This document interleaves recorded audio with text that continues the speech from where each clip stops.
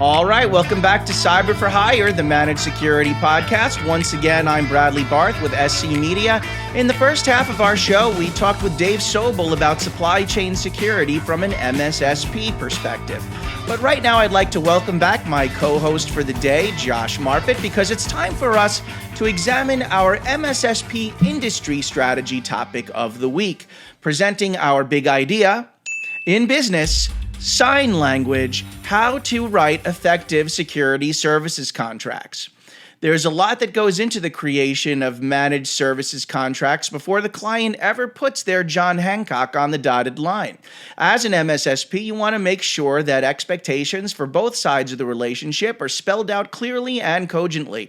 The language within must address key terms and stipulations related to payments, roles and responsibilities, scope and scale of services, liability, and plenty more. In this segment, we'll discuss some of the most important clauses to include in your MSSP contracts and how to avoid unfortunate omissions or vagueness that can result in confusion or disputes down the line. Josh, glad you're back for the second half, and as always, we're going to jump right into things. So I think a good place to start is contracts from an MSSP perspective, working with a bunch of different clients. Is the best approach to try to go as boilerplate as possible and keep it as consistent and really stick to your terms as much as possible? Or is the reality that you're going to have to make these pretty customizable? No, the idea is to make them modular. So the boilerplate has to be there. You've got to have terms and conditions. You've got to have payment terms. You've got to have all the different things that are the sort of the housekeeping or administrivia of a contract. But when it comes to the services and the acceptance criteria of those services, we should be modular. You're going to have a client that wants, 2 from column A and 3 from column B. You're going to have a client that wants all of column A and nothing from column B, and that's fine. Okay, but each of those services, each of those products, each of those things has terms and conditions that go along with it, and expectations that go along with it, and acceptances that go along with it. If I'm buying your hardware, well, I tell you right up front, I'm putting a 10% margin on it, okay? Because that's my time or my money to set it up for you, to get it prepped for you, to RMA it if there's a problem for you, whatever. And if you want to get it for yourself, that's fine. Go ahead and get it for yourself. I'll tell you where to go. I'll tell you what to get. But then if there's an RMA problem, you're dealing with it, okay? And if you want me to deal with it, that's fine. It's on an hourly basis, and here's my hourly rate. Oh, I don't want to pay an hourly rate. Well, then give me my 10% markup, and guess what? It's included in everything you do. And that's just for hardware. Then there's for every single service that you offer. There are expectations and acceptances imbued or implicit in all of those things. So you write out each of those pieces, and they can say, take this out, take this out, take this out, each module, but they can't take out a piece of a module, okay? They have to be able to say, I don't want this, that's fine. Then you take on the responsibilities and the consequences that are implicit in that. Does that make sense? That makes perfect sense. Yes, so boilerplate but modular. It sounds like the approach to go makes a lot of sense. Now, what in your mind is the biggest mistake or omission that MSSPs are guilty of sometimes when presenting a contract to a client? They are guilty of not providing proper expectation setting. They are guilty of saying, we're going to do everything you need. It'll be perfect and wonderful and roses and flowers and daisies. And yeah, no. Okay, there's always problems. There's always going to be a log4j. There's always going to be a heartbleed. There's always going to be somebody that smacks somebody for a phishing click or whatever. It happens. Okay, so you have to set out the expectations for when things go well, when things go not so well, and when things go disastrously wrong. If you surprise a client, that's a bad thing. So whatever happens should be part of a process. And by the way, that includes offboarding the client. If the client says, we're going to leave, well, here's the process for that. And that was in your contract from day one. Yeah. Kind of a cousin to the last question I asked, are there certain areas in a contract where sometimes you have to watch out for fuzzy contractual language that ends up resulting later on in confusion or uncertainty? You know, we actually mentioned it in the last segment, but indemnification is always interesting because who is responsible? Who has the liability?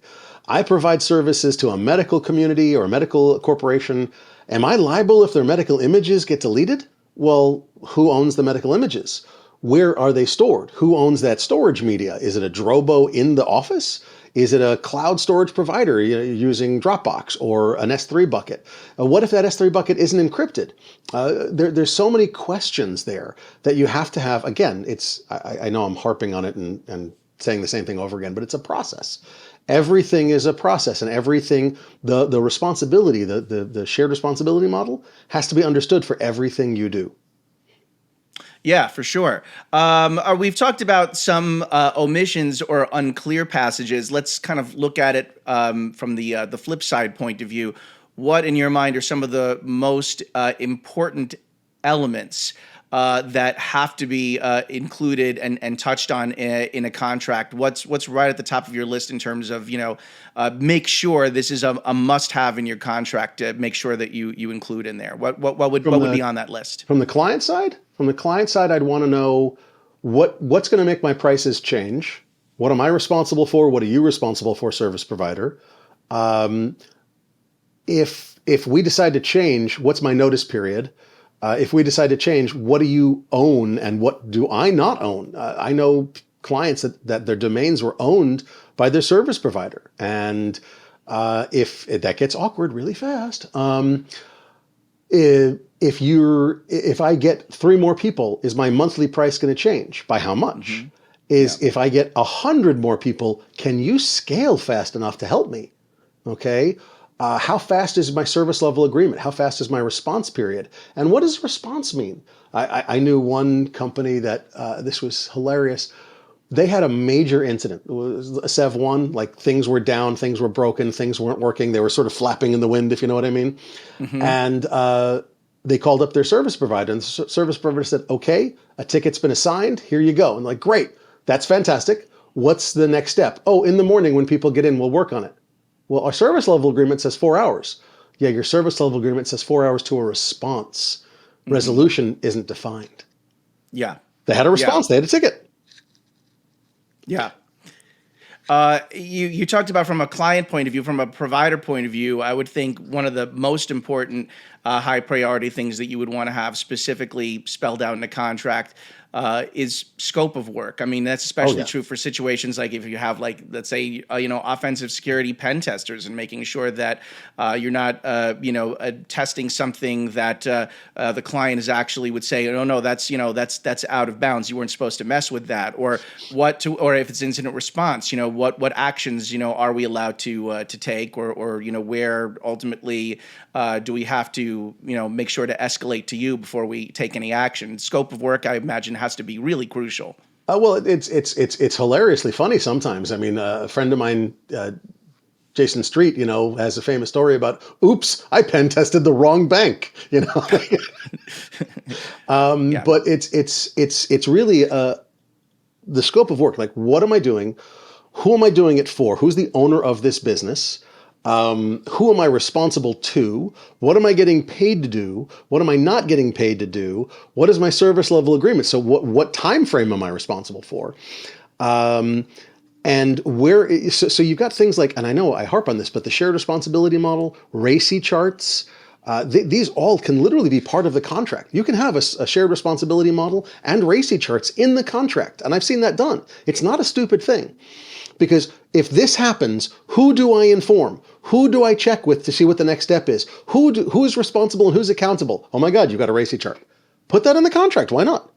Okay. These people just put words in there. You don't have to. You can put RACI charts. You can put diagrams of shared responsibility models, data flow diagrams. Because remember, I'm responsible for you as you are now. I'm pricing it for now. If you change how you do business significantly, we may need to reprice it. But if you can't show me that you had it this way, oh, look, now you have it this way, I can't say, well, it's time to reprice. We got to talk, guys.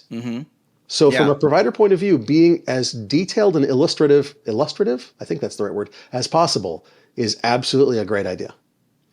Yeah, and what happens when you are in the contract negotiation phase and you are getting a bunch of pushback from a prospective client where they are disputing certain terms and trying to make things more favorable for them? Raise the price. Do you, in certain circumstances, give them some leeway there? How do you manage a potentially prickly situation like that? You know, I think there's a few ways to do it. If they're going, look, we want you to be responsible for X, we don't want to be responsible for that, that's fine. Raise the price. You know, price the risk, price the responsibility. Okay, that's fine. That's a legitimate discussion. If they're, I read a recent discussion where an MSP was being asked to provide equipment on credit. They'd never had any relationship with this company before. They'd never had anything to do with them. They didn't know them at all. They just literally got called out of the blue and said, "Hey, we need you to buy us 100 computers. We're going to put it on, 90-day terms, and no big deal, right?" And they're like, "Whoa, wait a minute here. That has red flags screaming all over the place." Okay, so it depends. Some things, it's going to be like, nope, I'm done, bye, and fire them as a client. You can't deal with that. That's a risk you can't afford to take.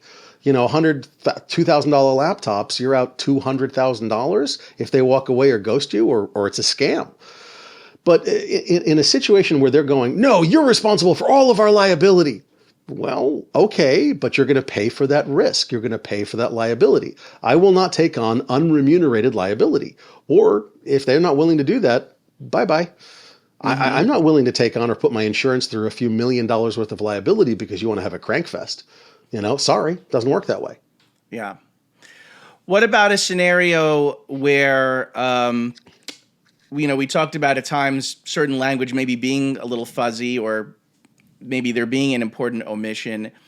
What happens when you do get into that uh-oh scenario where something did happen, some kind of incident or unforeseen event that really wasn't spelled out particularly well or even at all in the contract, and now it becomes a matter of interpreting, who's accountable, who's liable, who's responsible, who does what there amongst the shared responsibilities? How do you manage a situation like that so that hopefully it doesn't become, some kind of a protracted legal issue? Well, okay, so this is a multifaceted answer. Answer one is you look at it and you evaluate. If this is if I screwed up and it's gonna cost me $50 worth of time, just deal with it. Okay, not worth your time. But at the next time the contract re-ups, there's gonna be a contract codicil that's gonna clear up that exact issue. Anytime there's a fuzziness, anytime there's a confusion, the next time the contract re-ups, there is an addition to the contract, and all contracts, every contract with every client, that very clearly states how that works. I make a joke, and it's not a joke. When I started in this business, my SOWs, my statement of works, were like a paragraph long. They're now anywhere from 2 to 5 pages long, because every time I get screwed, I had a paragraph, okay? And they get longer and longer as time goes on. So if the juice isn't worth the squeeze, if you look at it and you're like, wait, I can see how they're saying that, but it's not what I meant, that's not what they meant, that we discussed this, I have notes on that. The people who interpret things like that are known as lawyers.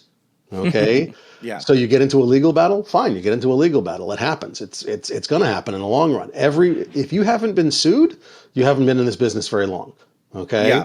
It happens to everybody. I can't tell you. I've been sued 2 or 3 times, at least, and I'm one of the easiest going guys around there is.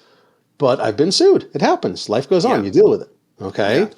That's why we have insurance. We have, and as an MSP or an MSSP or an even individual practitioner, you have general liability insurance. You have probably umbrella if you have a brick and mortar shop or an office, even if it's a home office. You have error and omission insurance. Hell, if you're an MSP, you may even have director and officer insurance. Okay, hint, hint, hint. You should have these things.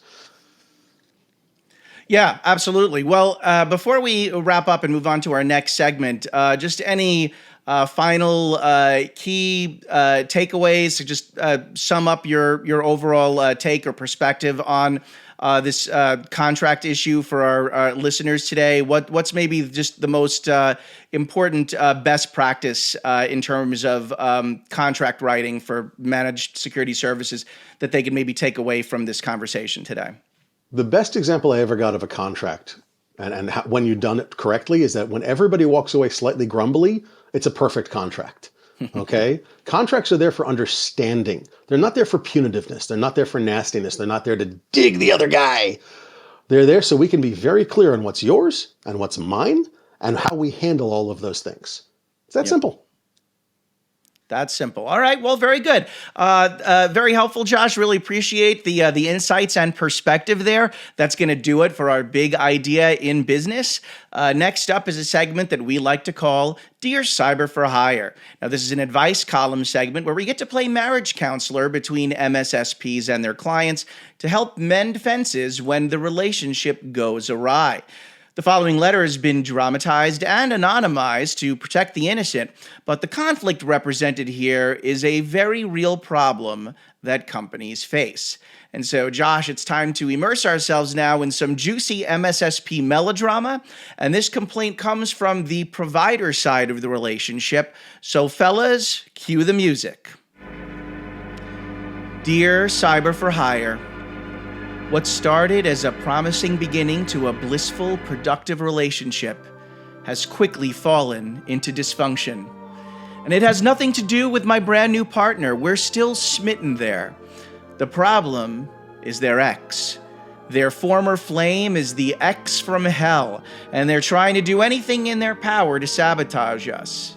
Of course, in this case, I'm talking about my client's former MSSP who got unceremoniously dumped once my managed services firm entered the picture. Clearly, they haven't taken the rejection too well. They refused to hand over the client's passwords or any other data, information, or reports that would be helpful to smooth over the transition. Shouldn't the client's well-being and security posture trump the pettiness of a terminated relationship? Please let me know if there's anything I can do to make this situation less awkward. Sincerely, vexed and hexed by X in Texas. Josh, it's nice to see for once that the client isn't the problem from the point of view of the provider, but this is still a problem nonetheless. So what can the MSSP, if anything, do in this situation? And I mentioned offboarding earlier, and it's a big problem. We see this all the time. We see an MSP or an MSSP say, well, the domain is mine. The O365 account is in my master account. I'm not turning it over to you. I don't know why they dumped us, but we're not going to be nice to you at all. Okay? And it's horrible. Like, it's a horrible, horrible, horrible thing. Because the idea is we should be professionals. If they didn't get value out of us, that's fine. Then they're not going to want to pay us. And people that don't want to pay us, I don't want to do business with anyway. Okay? So if they didn't get value out of us, move on. Hey, next provider, here's everything you need. Here's all of our notes. I don't even care if dump all the tickets and give them all I don't care. It's fine, because is it going to give me any value? No. And honestly, at the end of the day, if I take the time to be petty, do you know what I'm not doing? Selling to new clients, servicing my existing clients. So why be petty? For pettiness sake. Oh, what a stupid idea. Okay? But if you're the MSSP or the MSP that's taking over and you have to deal with one of these petty idiots, and yeah, I'm sorry, I'm going to call them. They're petty idiots. It's not worth the damn time to do this stuff. But if you have to deal with one of these petty idiots, just escalate. All right? If it's an M365 account or an O365 account that's in somebody else's master account, call up Pax8, call up Microsoft, get it transferred right away. If you can't get into the firewall, fine. What rules did you have on the firewall? We don't know. Okay, what do? Build them a new rule set, reset that firewall. Just don't waste time. Treat them as a totally destroyed and damaged client. Rebuild them from scratch if you need to. Okay? But get it up and running. Most of the clients that have that aren't sophisticated enough to build into their contract that they own their own stuff, they own their own data, they own their own whatever, they're going to be tiny anyway. They're not going to have like 14,000 firewall rules. They're not going to have a domain controller with 20,000 groups in it. It's going to be, hey, look, there's Jimmy in accounting, there's Sally over there in sales, and there's, John over here in marketing. That's our groups. Big deal. I can build that in 10 minutes in Active Directory. Just charge them an onboarding fee. Do a decent onboarding, show them how professional you are by onboarding them properly, quickly, efficiently, and nicely. And honestly, you want to do almost all that anyway because you want to make sure that they don't leave any bombs behind. Logic bombs, time bombs, stupid bombs, whatever. Okay? Build it right, do it from scratch, do the right thing. The only real concern is their data. Now, if it's their data and it's probably in OneDrive or SharePoint or O365 or Dropbox, call them up. Call Dropbox up, call Microsoft up, call those companies up. Prove to them that you are what you say you're doing what you say you're doing, and then have it transferred over. Data's back. That's the one big concern. All right. Yeah, no, absolutely. And in many ways, as you just said, the former provider is almost justifying the decision that the client let them go in the first place. And by you staying professional as the new provider, you're also justifying their decision to move on, and you put yourself in a much better light. So that definitely sounds like very sound advice there, Josh. So appreciate the thoughts on that. Another relationship saved. Congratulations. Hopefully our listeners have learned from this and don't make the same mistake. And remember, if you've been struggling with your managed security services relationship, whether you're the user or the provider, we want to hear from you. So please write to us at cyberforhire@cyberriskalliance.com, and we might use your letter in a future episode. All right, well, it's almost time to wrap things up. But before we go, we want to get a little random as we share with you all, drumroll please, our irrelevant news of the week. Now, this is a real news pitch that I've received in my inbox for reasons that are really entirely inexplicable for me. So, Josh, are you ready to get random? Sure. Okay. It'll be painless, I promise. So as we know, basically starting just about a week ago from when we're recording this, the phenomenon known as Barbenheimer basically caused a big craze throughout the movie-going world. Everybody's going to see Barbie and Oppenheimer. In fact, I tried to and got very much sold out. So I'm still trying to get in to see those films. But I've been getting some pitches actually around Barbie. For example, I got a pitch saying that Visaro Swimwear, again, I'm going to assume I got that pronunciation correct, will unveil Barbie-themed looks as his models slay the runway at the most anticipated swimwear event of the year, New York Swim Week 2023. Very exciting, but not really particularly in the domain of cybersecurity there, Josh. But what I did decide to do was I decided to go to one of the generative AI engines and ask them what a computer hacker Barbie doll might look like. And I had them generate that image for us using the Night Cafe generative AI engine. And I'm going to want to show you now, and for our audience who might be listening, you can go to our website and check this out too for an image. But this is what I sent you an image of it, Josh. This is what computer hacker Barbie looks like. It's totally wrong. It's totally wrong. There's no hoodie. There's no ski mask. There's no gloves. That's totally what I was wrong. waiting for. I was waiting for like the evil-looking Barbie in the very stereotypical hoodie, coding something and like no hunched hairless over. cat to stroke. Yeah, nothing like that. But in a way, when I was disappointed at first when I saw that. It was a very ordinary image of Barbie sitting at the computer, and then I was like, well, maybe in a way this is apt because really, right? Like we always talk about how the hacker in the hoodie is such the stereotype and not really reflective of what the good and the malicious hacker community look like. I have a lot of hoodies. I don't know. I like you them. You do have a lot of hoodies? Okay.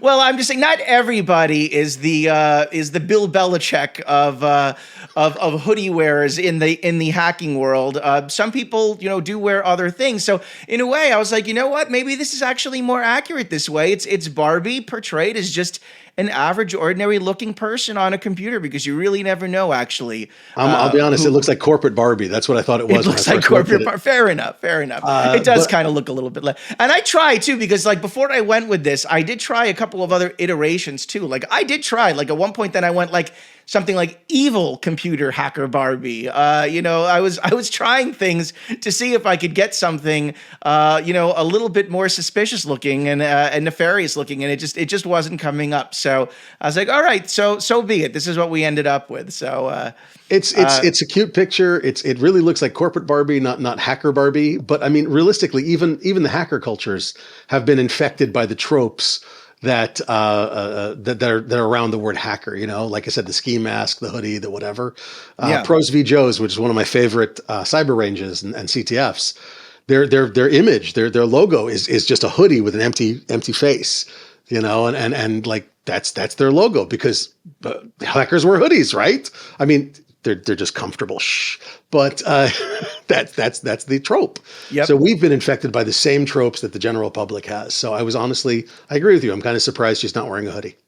Yep, absolutely. Yeah, and final thought on that too is I also tried CISO Barbie, and it was just, basically her in a very professional looking getup. So again, there was really nothing about it that screamed CISO versus CEO or CFO or anything else. So I don't know, that maybe just we aren't quite there yet with generative AI as much as we thought, actually, Josh. It didn't seem to be doing the trick for us today. But anyway, just thought that was a fun little exercise to do for our last episode of the summer until we come back. So with that, we're out of time. As a reminder, we are going on hiatus, like I just said, in August, but fret not. We will be back again later this year with episode 30. I would like to thank Josh Marpet one last time for joining us today, filling in as host. Meanwhile, feel free to check out even more cybersecurity podcast content on the SC Media, MSSP Alert, and Channel E2E websites. Until next time, I'm Bradley Barth. Please reach out to us via our show page with your comments, questions, and insights about the business of cybersecurity. We'll keep the conversation going on the next episode of Cyber for Hire, your insight source for cyber outsourcing.